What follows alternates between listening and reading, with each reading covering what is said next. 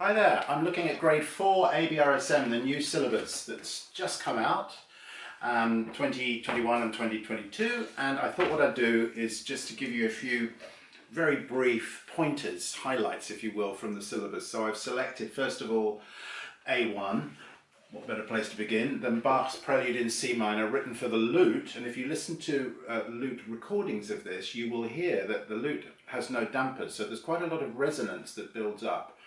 And I have an idea for that in a minute, but let me show you first of all what I'd recommend. The pattern goes like this.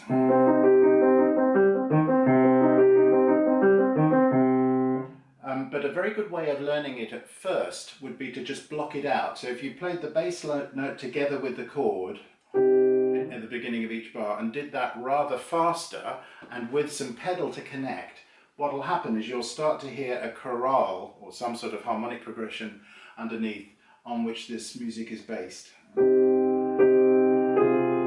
already at bar 5, passing note. That's one page. Now, rather inconveniently, there's a page turn there. But what you'll notice there is the relative levels of intensity from one harmony to the next. So C minor is very much at rest. F minor, chord 4, there's a little bit more intensity there. There's quite a bit of dissonance there, and then it relaxes again. If you've ever played, it's the same progression if you think of it. So here we go. So I feel a diminuendo to the end of that phrase, bar 7, and then passing note in the bass. And you can feel, because the bass is moving down toward the F sharp, and we end up with a diminished harmony, there's an intensity that builds up, hence the ABRSM suggestion poco crescendo in bar 8, which makes complete musical sense, as do their other suggestions here. I've just changed one or two fingerings for myself, looking at bar 31.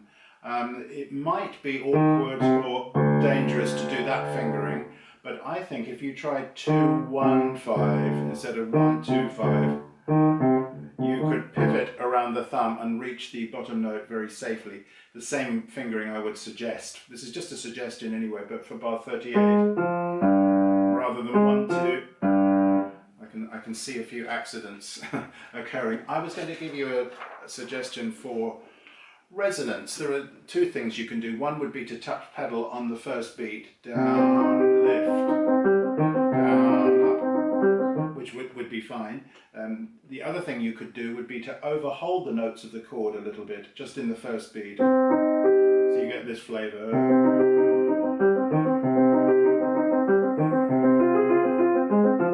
Which I think is very effective and stylistically very, very good indeed.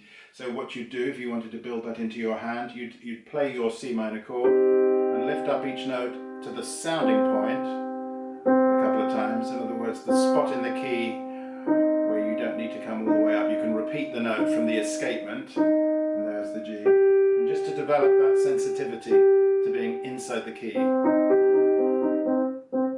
And then what you get is a harmonic first beat and a rhythmic third beat. I think that'll give the piece quite a lot of zip and interest. A2, I'm just going to quickly look at this because I think it's such a spectacular piece. This is the Kabalevsky Etude in A minor from the Opus 27 set.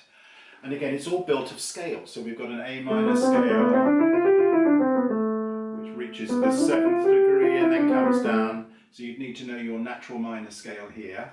The left hand stays in one spot on the top, on the thumb and the second finger, and the pinky just meanders back and forth between the A and the G sharp, with little touches of pedal.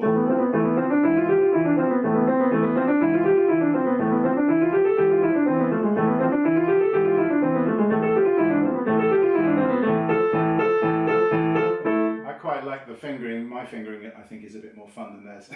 I do 1, 5, 4, 3, 2, 1. But theirs is perfectly good, of course. 5, 2, 2. And then a change of key. And it's very important to know that that's just B flat major, the scale. So, you know, if you wanted to prepare your pupil for this, if you're a teacher, just have them start the B-flat major scale on the 7th degree and stop on whichever note it is. In this instance it's the 6th degree here. It changes there. But as long as one knows that that's a B-flat major scale, which will already be in the hand anyway, then the brain will compute what's going on. One spot here that I think does need a little attention, there's one difficult part of this piece, which is the end of bar 10 into 11. That spot there, which will need a couple of things I could suggest here. I go into quite a lot of detail about this on my walkthrough for the Online Academy resources, but just quickly, first practice this left hand legato so you can really feel the connections. It will be disconnected in the end, at least from here, but to start off with, it's a very good plan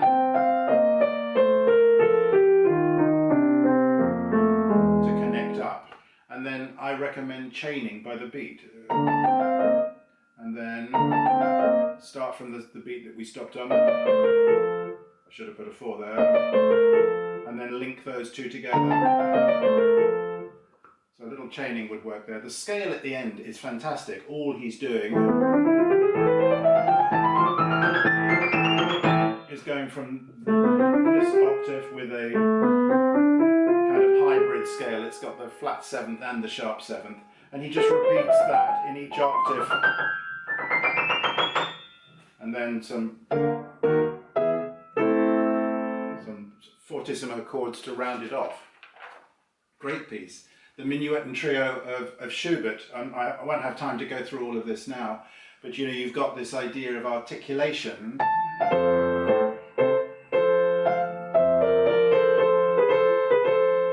Which is different in the trio.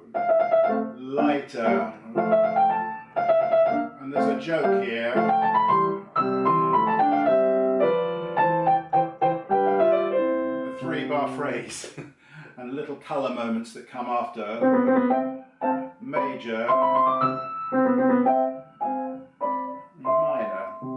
So what you could do there would be to play the major version here, a little shorter.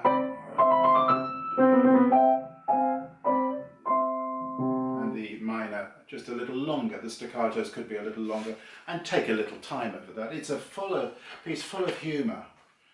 Barbara Arendt's gorgeous Moonbeams, I think this is going to be a hugely popular choice of piece, and deservedly so. It's absolutely lovely. It's full of freedom and opportunity for rubato, self-expression.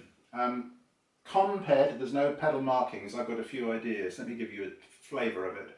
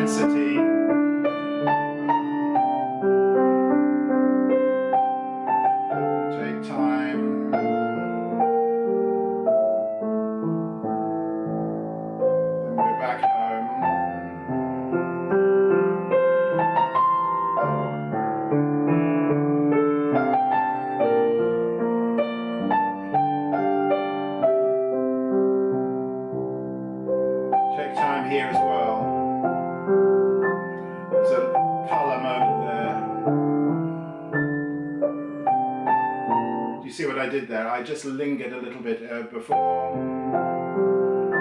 to highlight that harmony all the way up there.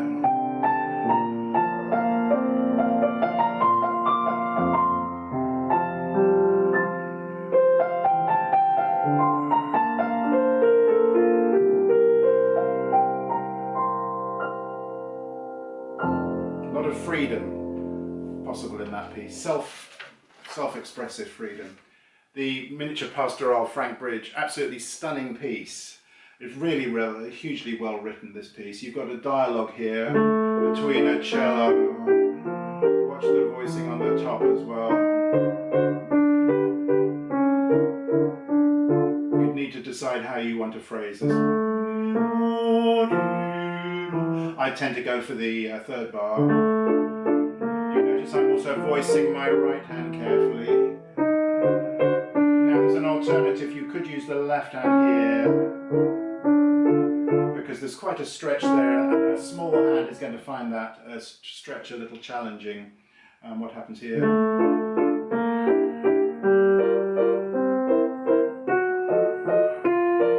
Similarly there, the left hand could take that.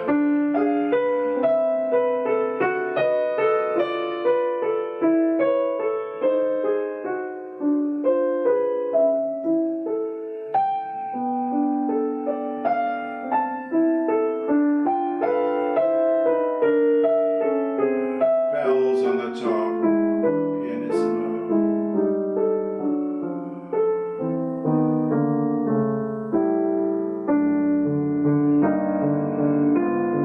The opening material just recycled a little bit.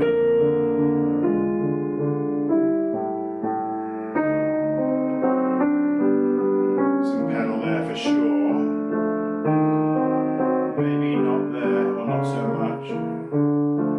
Certainly here, this is where bridge actually marks it in. Wow.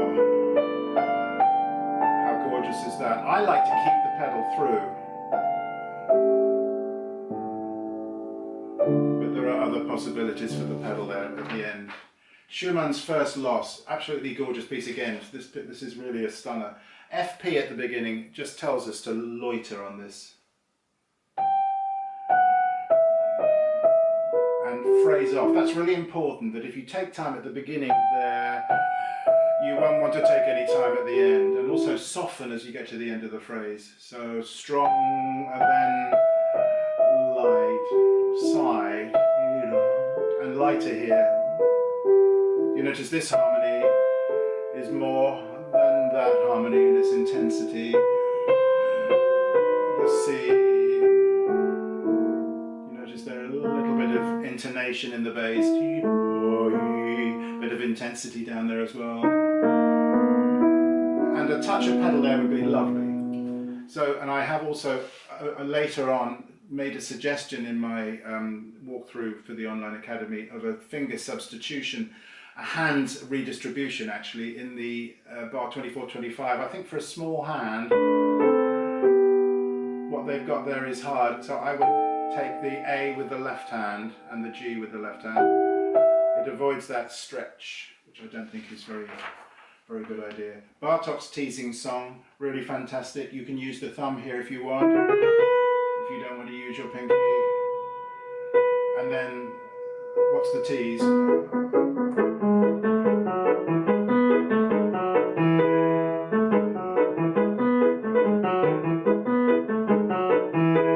There's an awkward bar there, bar 13.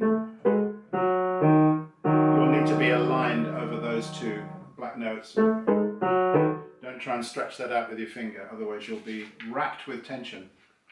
I'm going to just, let's see what we've got left. Let me just finish with the Ben Crossland's lovely piece, I Hear What You Say.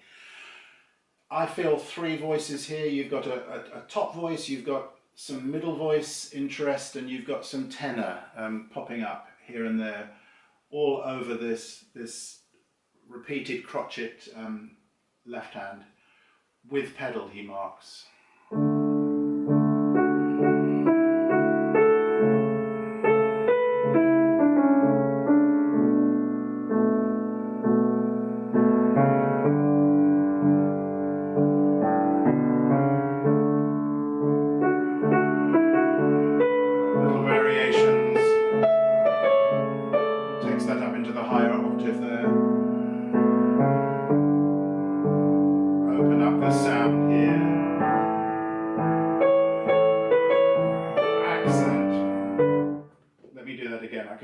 I'm trying to talk and play at the same time. So open up the sound here.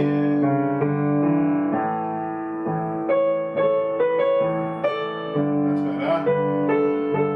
There's your alto.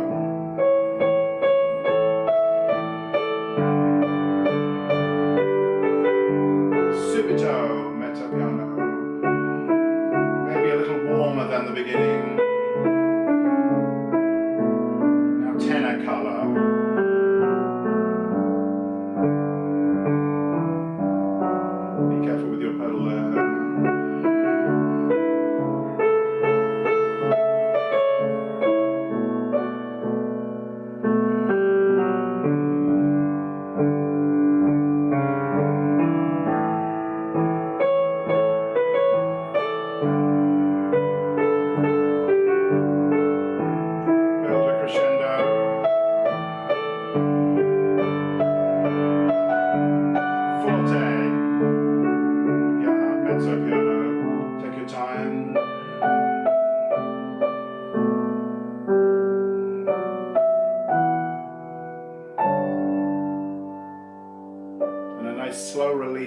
end, release the pedal, release the hand slowly so that you don't lose that atmosphere that you've created.